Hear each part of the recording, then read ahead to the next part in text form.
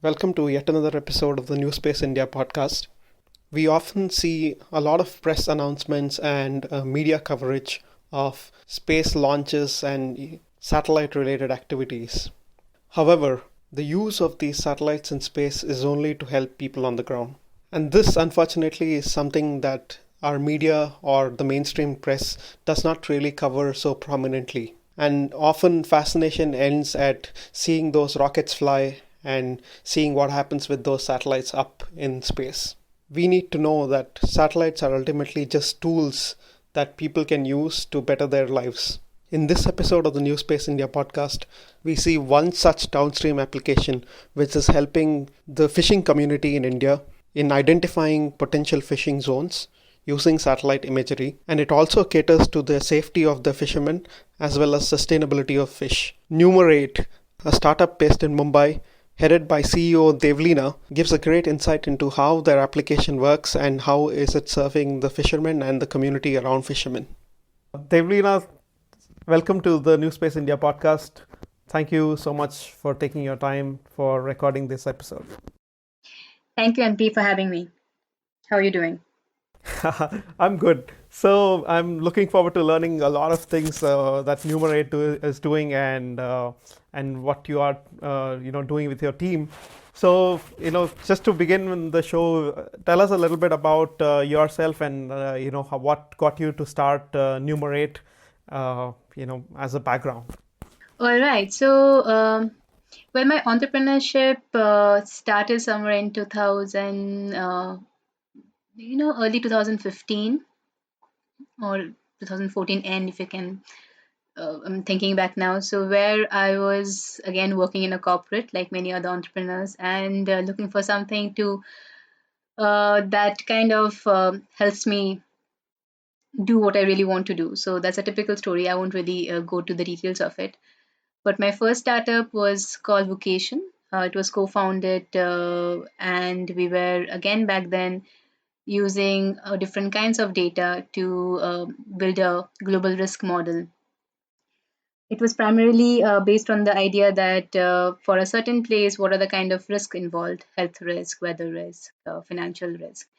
But the fact is that we could not really find a customer for us, and also the fact remains that all of us were a bunch of techies very excited about what are the tech possibilities of risk analysis, but not really into market analysis part of things. So we pivoted a couple of times, and then we finally, at least I can speak of myself, I ran out of money. We were bootstrapping back then, and not finding a customer, I decided to start Numerate primarily with a goal to start now a little bit more informed, bit more wiser, older too. Uh, Start with the service side of things of data analytics as a service to bring money to the table and go back to product development.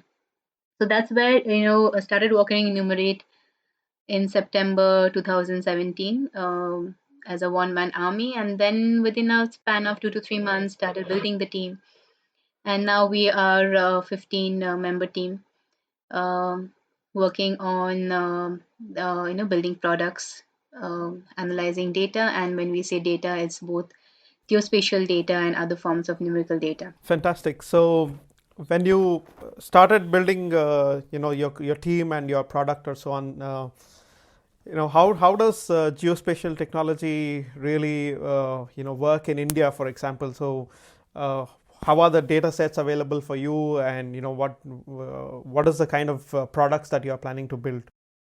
Right. So my initial experience in analyzing geospatial data started with Bhuvan. Back in the days when I was still in my old startup location, we started using Bhuvan data, but soon we realized then that it's not really easily available. And as a startup, I mean, we have a lot of we have a time constraint, we have a money constraint. So you really have to have some kind of platform that gives you access to, readily access to data, and which you can get on a daily basis, access on a way you can easily incorporate that into your models, into their programs. So a kind of a online availability where you can download and use. So those things unfortunately was maybe my lack of knowledge a little bit about the ISRO platform, but I could not really come up with it. So we started looking beyond India. And then, having said that, we came across platforms that the European Space Agencies and the NASA's of the world has, where you can just select your area of interest and download the data from it, and you can really get data out of every kind of every levels or every raw data or process data. So that's where we started. We kind of moved away from using ISRO data and started using ESA and NASA data. As of today, we still use Sentinel data and NASA data, but what I believe has been was happened in the last few months, that we have had some conversation with ISRO, and where we believe that uh, they are willing to provide or make data available to us, available to startups in the geospatial world in an easier way, and we don't really have to wait for weeks, or have difficulty in accessing data if you're not really a if you're a non-insular person. So I believe that should happen soon enough, and we can start using ISRO data. Give me a quick run of what exactly you do with geospatial data, and what is the kind of product development or service that you are planning to provide, with all the satellite data. Right, so I'll speak about a flagship product, Ofish. Ofish is primarily analyzing ocean observation data and analyzing various parameters. I won't go into the depth of it, but analyzing 9 different parameters like chlorophyll, sea surface temperature, sea surface height. And what we analyze is where are the fishing zones, where are the fish breeding zones, or the what hotspots in a coastal area. So it started with that. Somewhere in 2018, we came across this you know problem analysis, where we discovered that off the coast of and back then, I mean, if I have to really give a little bit of history, which will make you understand where we come from. So we were studying a coastal flooding model for Kerala and also for Fani, and we discovered that the marine data, if you really study the properties of it, that has undergone a rapid decline of suitable parameters when it comes to finding potential fishing zones. We digged into the problem a little bit more, and this was all based on data available from satellite, and we didn't even conceptualize the product back then. Having said that, we kind of having seen that, we kind of said, okay, let's see what is the situation in the other parts of the world, and we did some research and study, and it stands out that this the problem that microfisheries or small scale fisheries are facing today is due to urbanization, globalization, due to sea surface temperatures, higher sea surface temperature, and various other climatic factors. The fishing zones have changed their cyclical pattern. Their forefathers could go right in the middle of the ocean, or right, in a certain season, in a certain time of the year, and know where to go to catch what kind of fish.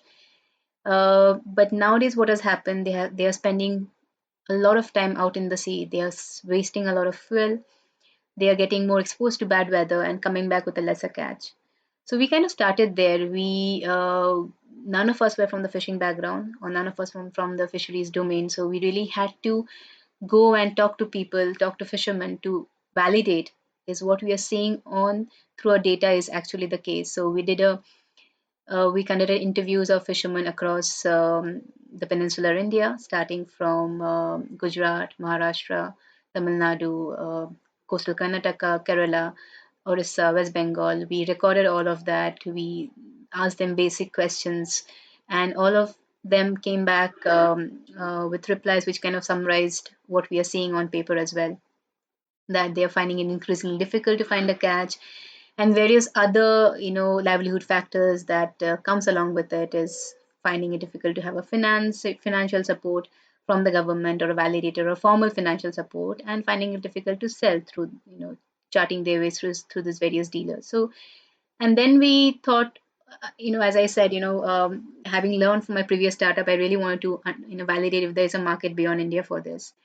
And the institution we could think about is the United Nations, who work with global nations, Reached out to them. Long story short, we came back. We got a reverberating yes from 25 odd countries saying that this is a problem. So then we went back to our whiteboard, designing a solution that will help this fisherman. But also by then we have had a multiple discussion with governments, and we believe there's a two sides of the problem. One problem being the fisherman livelihood factor, and the other problem being the overfishing. So, since we are analyzing marine data, we could provide both, and it's kind of tied to each other. At one hand, if I am helping the fisherman, helping the small scale fisherman to find a catch, I should not be encouraging overfishing in any which ways. I need to have some kind of control measures in my application, in my the information that I'm showing, so that that cannot be misused. So as of today, what we typically do is we analyzing ocean observation data. We make it available directly on a very easy to use mobile app to the fisherman, but the fisherman can use it for getting to see the nearest fishing zones, being able to use it for logging their catch, and using that data, that digitized data, to connect back to the market, connect directly to retailers, and connect directly to validated microfinances, which is an end-to-end solution for the fishermen. On the other hand, we are providing the governments, providing the port authorities, providing the coastal authorities with a dashboard that helps them navigate their own waters for illegal and for overfishing. So we give them all those information for vessel tracking, for any other marine, health data directly available on the dashboard that they can see from their comfort of their offices. So these both the things coupled, I believe we are trying to not only safeguard the fishermen, the small scale fishermen, which kind of saw a declining catch for the last few years, but we're also being able to help the entire value chain. There are retailers in the value chain, there are export houses in the value chain, there are microfinances in the value chain, and all of these at the present day suffer because there is no platform for capturing this data. So we're providing a platform for capturing the data of their catch, of their profile, that will help the entire value chain to work with each other in a seamless way. Right. So I remember actually reading a paper a few years ago on potential for fishing zones, because I think this is one of the applications that ISRO had developed through the course of time, and there's quite a lot of material that is published from ISRO on doing pilot studies on this, and you can even see a lot of the chairman of ISRO speak about this particular application quite a lot, because I remember a study from ISRO which said this increases catch by 50%, and it reduces the time to market, it increases the safety aspect of the fishermen because they know where to get to, and then also the pollution levels go down because the amount of fuel consumed to get the same amount of catch is lower, and so on. So but then the problem there, I think, was ISRO was relying on Fisheries Survey of India, from what I remember, to fax all the coordinates, and essentially the Fisheries Survey of India was then responsible for fishermen to then get that information. So there's a kind of a G to C kind of a setup, right? Yes. So did you have any information on this before you started, and did you see this working on the ground? What was your experience with all of this? Right. So yeah. So Incoy's map still works today. Also, if you want to see fishing zones across India, you should be able to see it in Incoy's. I believe there are two applications, two mobile apps as of today, which incorporates Incoy's coordinates in their mobile app. Uh, the problem of when we interact with the customers, interact with the fishermen, it is a bit too cryptic for them, and that was their own understanding or own feedback on it. We even asked them why, because we really wanted to understand what is the gap, even if there is a potential fishing zone advisories, what is the gap, why they are not using it. So one is the, how you're reaching out to the fishermen, and the other thing is how do you delivering the message. Um, so we kind of redesigned our solution to the fact that it's very easy to use by the fishermen given their background, given their technical knowledge. So our app kind of solves the problem of user adaptation, and we were very careful or mindful about the fact that if they're not able to use it in a easy fashion, they'll never use it. So we kind of went through pilots, showing the app to them, taking their feedback so that they find it easy to use. So that's something that for us it was easy for us to do because we are comparatively a much nimbler and smaller organization. We could go to the fishermen and talk to them, show the application, and kind of refeed their feedback onto our UI. So UI aspect was definitely a big thing for us. The other thing is, it is not only a data problem, it is also a community problem. So I cannot, and also a trust problem. So what we realized early in the days that if I go to, since I don't have a fishing background, my family is not into that fishing as a trade. If I go and stand in say Versova and I tell the fishermen that, you know what, I'll show you the fishing zones into the sea, they won't trust me. So, and why would they trust me? I come from, I have little knowledge of their trade. So to be able for the fisherman to really use the application, you have to come through a trusted party. So having said that, we early in our days joined hands or applied to Unlimited India, a social investment firm who kind of works with social entrepreneurs, a social entrepreneur heavy firm. So they basically taught us how to reach out to the communities and how you know make headway into such a difficult customer base. So that's something that really helped us early in the program. And also, what again helped us is working with the UN, where working with the WFP, where we realized to really, make it, a regular habit for them to use the application. The kind of reach out, the kind of marketing you need to use, the kind of dialogue you need to use, the kind of training you need to use. You cannot just expect to float an application on app store and the fishermen using it the next day. That's not possible. You need to train them. You need to listen to them. You need to understand if there are other issues that can be solved through the same channel. If there is something else that is giving them a problem instead of just finding fishing zones. So through that learning, we kind of tied the retail part. Through that learning, we kind of tied the microfinances part. So it's not just a standalone data issue. It's a kind of a collaboration between having a data solution marked with the community, collaboration, and also keeping in mind that how can you, having the right trust factor for this community to use our application on an ongoing basis. You talked about the availability of the data. What is the kind of data that you use from Sentinel and NASA, and what is the equivalent of that in ISRO? Well, ISRO has, if we use ocean color data for our analysis, we use Sentinel 3 data. ISRO products, frankly, from the top of my head, I wouldn't be that very familiar because we didn't really, go back to ISRO after we had issues of collecting the data on a daily basis. I believe OceanSat is something is a we can use data from OceanSat. That's what my team tells me. Frankly speaking, I'm not a GIS person, so I won't be able to give you the actual data product names.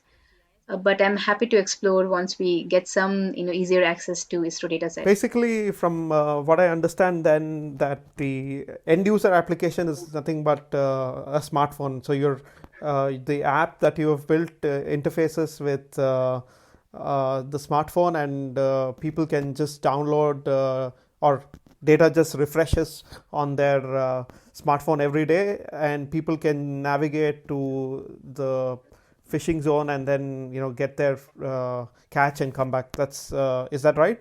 Correct. So it's a smartphone application for the fishermen, and it's a dashboard application for the port authorities. So remember, we said we are also very mindful about the fact that we are not encouraging overfishing.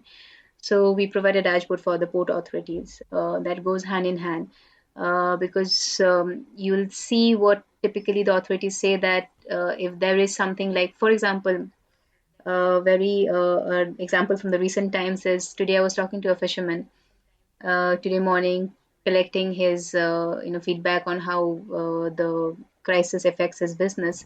He said there are many fishermen still out in the sea. They didn't have much idea when the crisis started. So the what I was coming back to is that many times governments or port authorities need to reach out to fishermen in an easier way. They need to know where the fishermen are.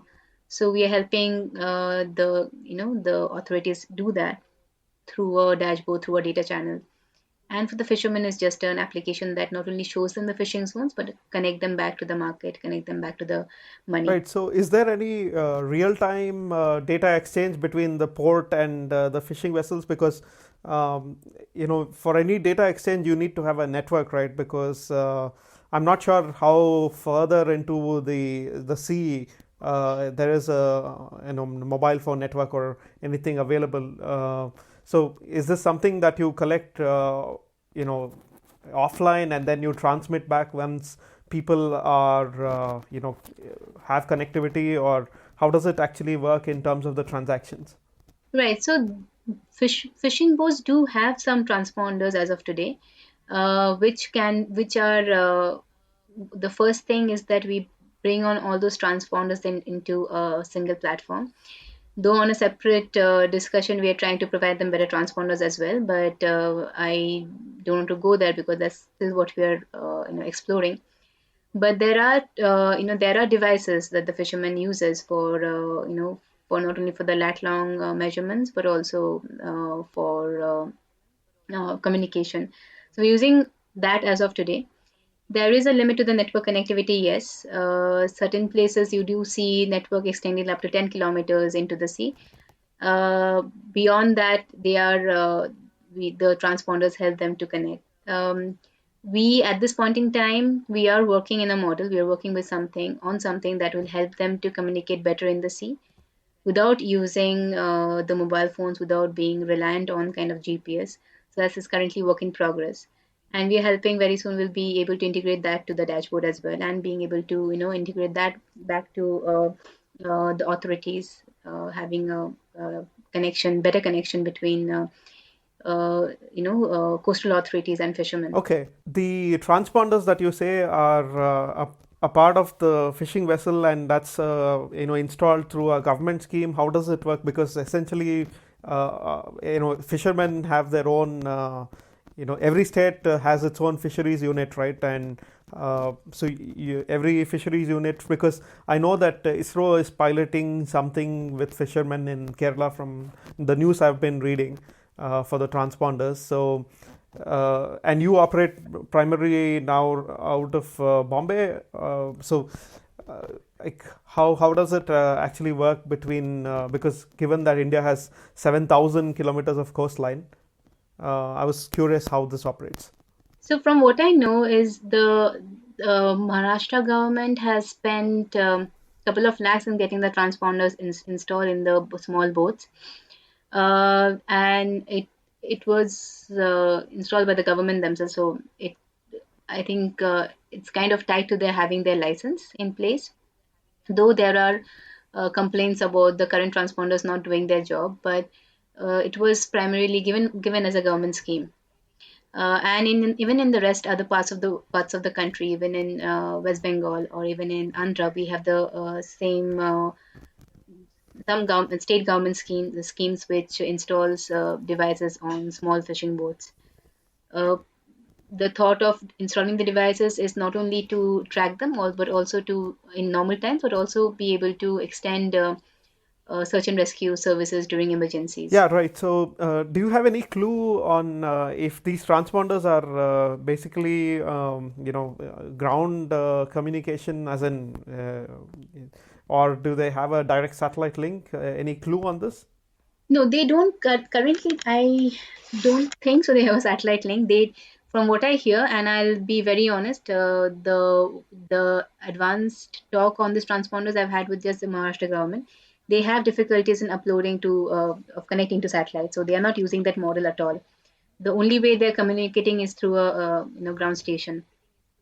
I don't know about other states, but that's what I know from Maharashtra. That's the reason we are currently working on a better way to do provide a satellite communication and a ground station communication, and being able to use a better communication method which does not use GPS. So that's what our current work consists of, and we believe we can will couple this together with our application as well, because everything goes kind of hand in hand.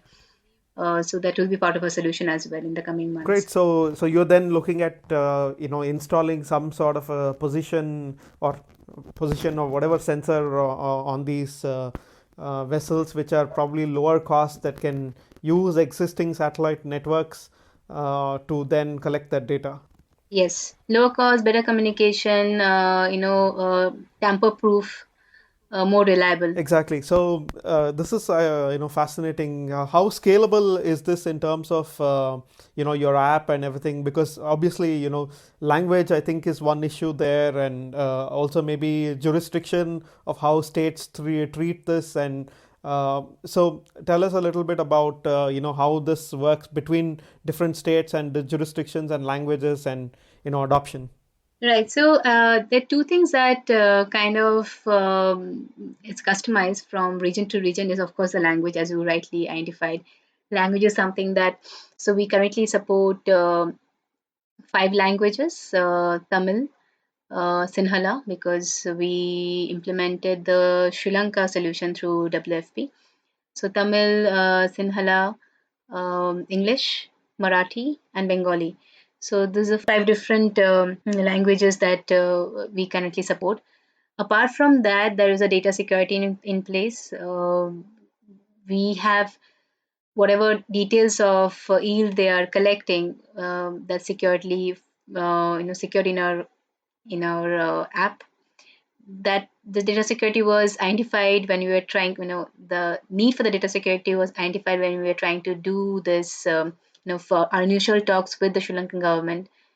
And they were very conscious about the fact that we'll be accessing fishermen eel data, and how can we make sure that none of this eel data gets handed over to a not useful party. So yeah, so that's something that we kind of we have stitched into the system. And the other thing is jurisdiction perspective. We You can only see a fishing zone that is around 20 kilometers around your coast. So standing in Mumbai, I should not be able to see. I will not be able to see something in Bengal. We wanted to make sure that we are not publishing every data to all kinds of fishermen across the country. Similarly, standing in Sri Lanka, if I open the application, I won't be able to see Indian fishing zone. So between countries, that's controlled, and even within a country it is controlled zone wise, and of course nothing beyond the coastal waters, nothing beyond the 20 nautical miles. We are not providing information to deep sea trawlers who are anyway engaging overfishing, so we don't want to really provide any kind of further information to them. So all those things have been kept in mind to design the solutions so that the data is rightfully used and it cannot be misused. You talked about the yield, and this is something that people key in to keep track of their yield in your software, or is this something that you're talking about, estimating yield based on satellite data itself? No, we don't do that. We don't really, because then that is we kind of avoid doing that, though there are papers and research, many kind of studies where you can do the estimation of yield. We don't also identify fish species, because that kind of, if you really, go into studying overfishing as a subject, overfishing is said to happen when you kill a certain species.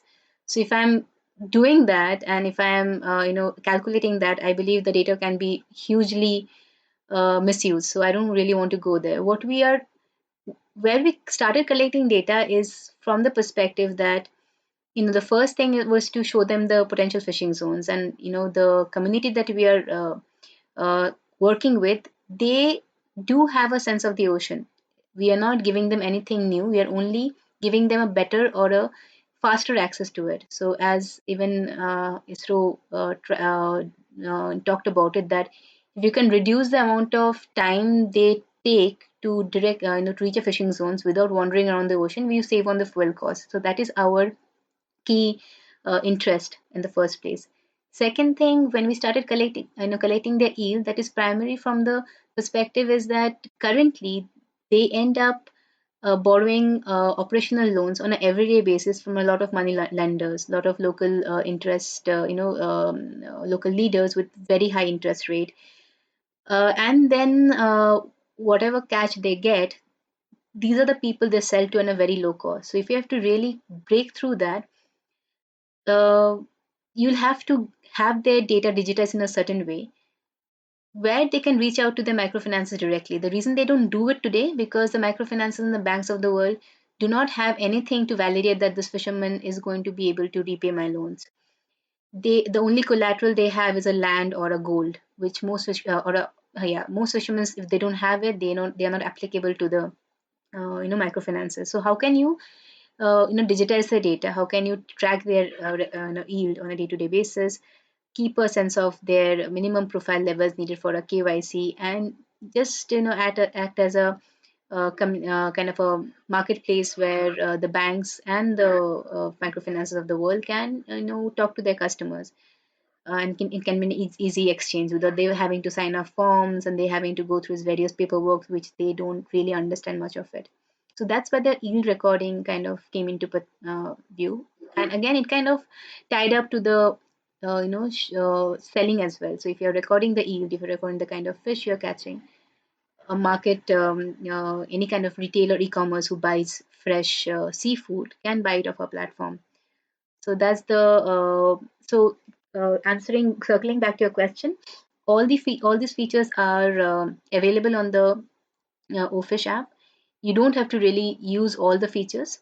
You can use just the potential fishing zones advisory and the weather advisory, and then just it. But if you're interested to use the financial application or the market application, then you'll have to fill up those details, and we connect you to the rightful partner in the Yeah, I ecosystem. mean, this is kind of fascinating because it's solving problems across the value chain within the fisheries sector, right?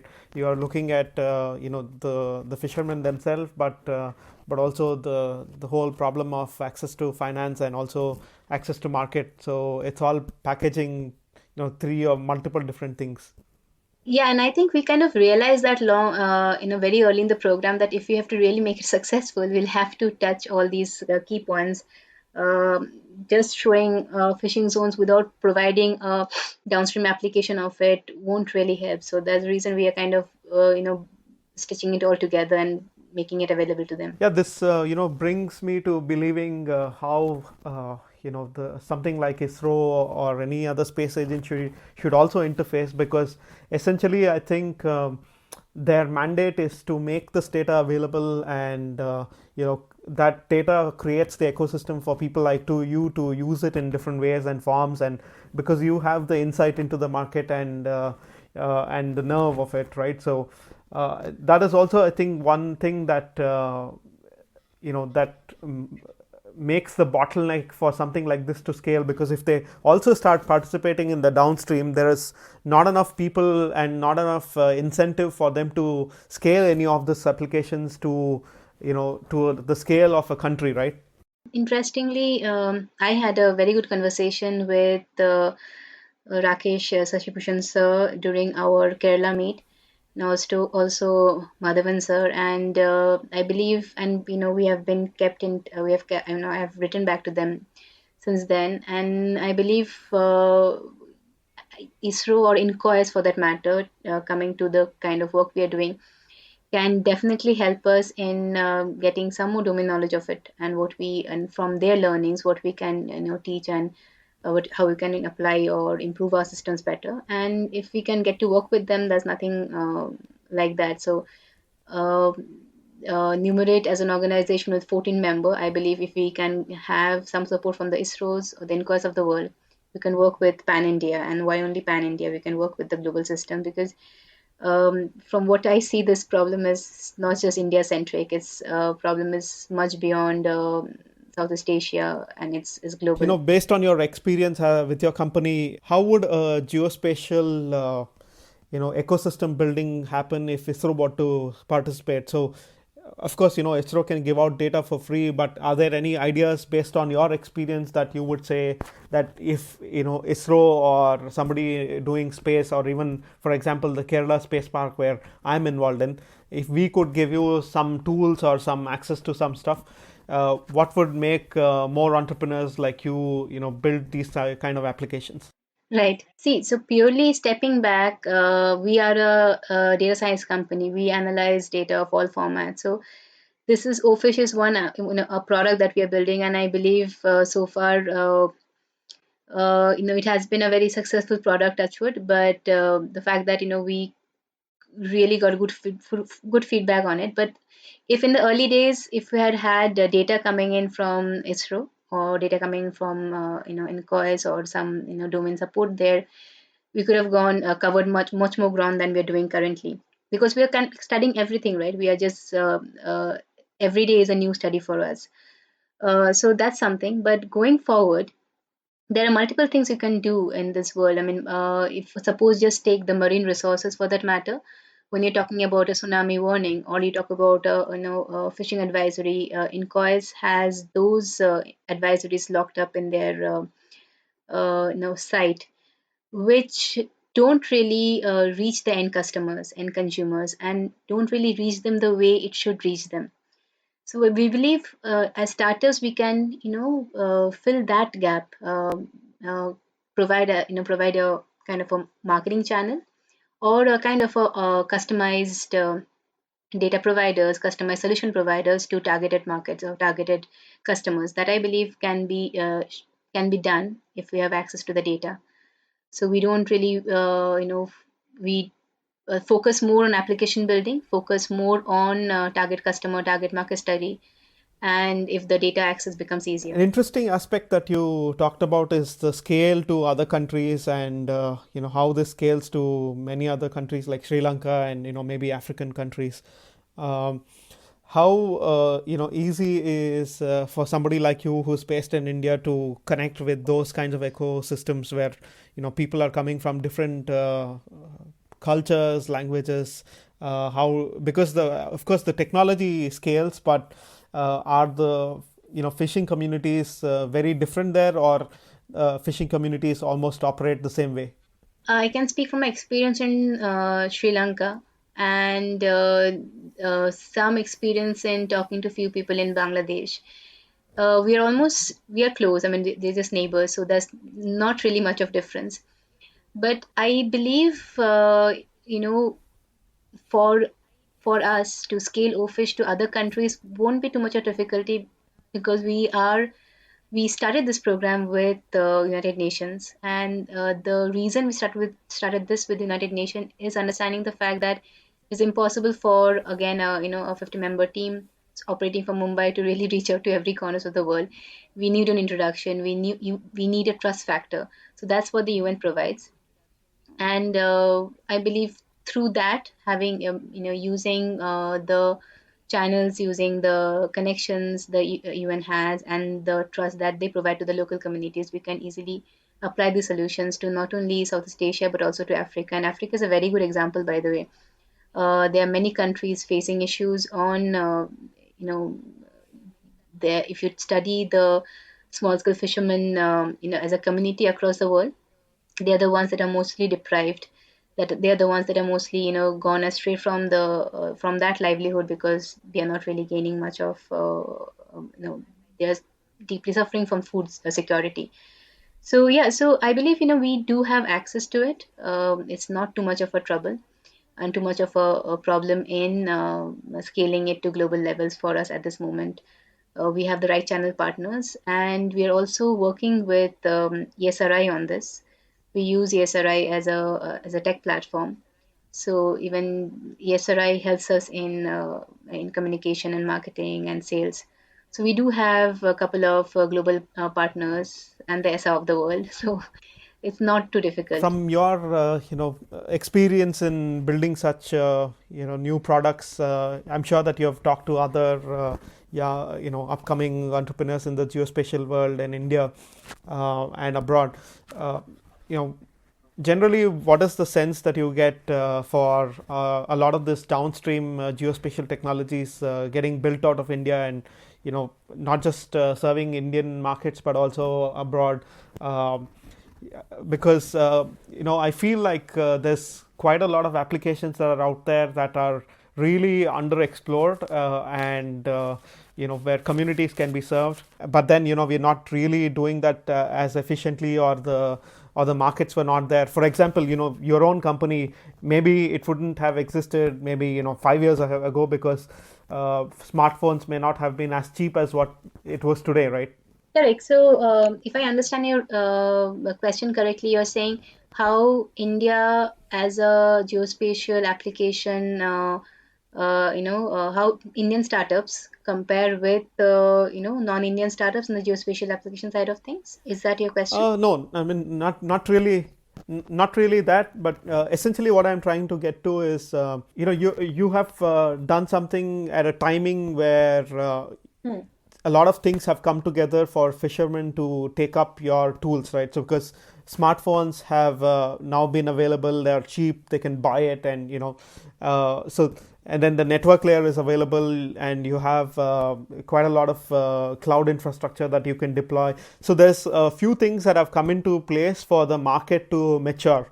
um, so there are a number of such things that could have impacted other sectors, not just the fishery sectors, where these markets are now mature enough for the uptake to happen. So do you see a lot of that through your conversations with other entrepreneurs within India? Well, yes. I mean, I think from the top of my head, I believe, and since I am from the data analytics side of things, something that comes to immediately to me is the use of data, or the awareness of everybody to know that data can be used for decision making has sharply risen in the last few years, and to the fact that banks and mainstream banks, who are very difficult to change, have adopted these kind of data analysis and kind of are using them on a day-to-day basis. I believe every bank in the world, bank in India today, maybe exempting maybe the cooperative bank, they're again a little late to the party to join the party. But apart from that, any bank that you see in a typical city has woken up to the possibilities of how they can use data to analyze their customers better, analyze their products better, or risk better for that matter. So that's one thing that has I see in the analytics sector. Apart from that,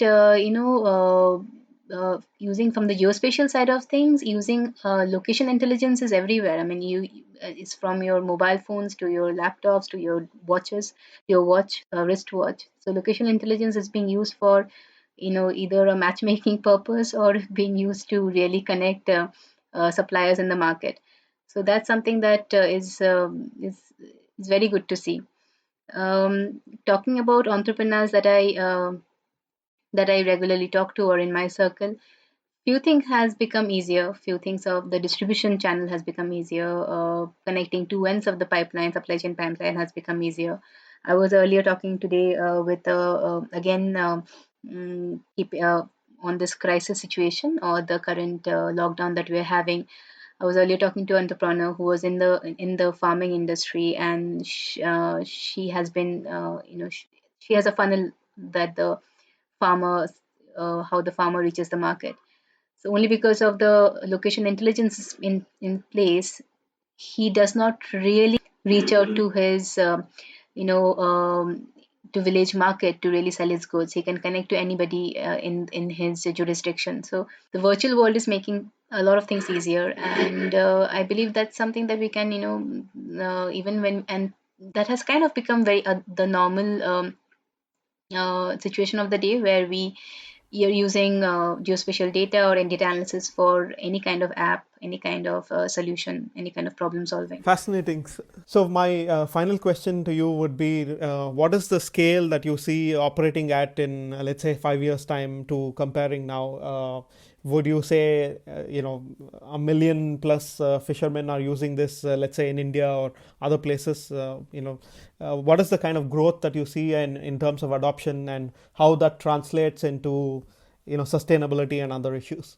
Oh yeah, so and not only fishermen, a million plus, yes, across the entire value chain. We're talking about retailers, we're talking about banks, financial institutions, we're talking about export houses, for that matter. And What really excites me, NP, is that fisheries as a sector has not seen too much of a adaptation, but uh, the good news is that when you talk to these people, they are very well aware of it. They are not in they know technology, they understand technology. So it, though as a first mover, there are a lot of challenges we face in the market, but then there is always a silver lining to that cloud. So we believe we can scale up really fast if we things go as planned.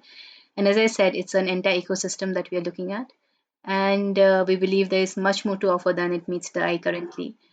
And there are many things other than just the fishermen in the value chain that we're trying to trying to provide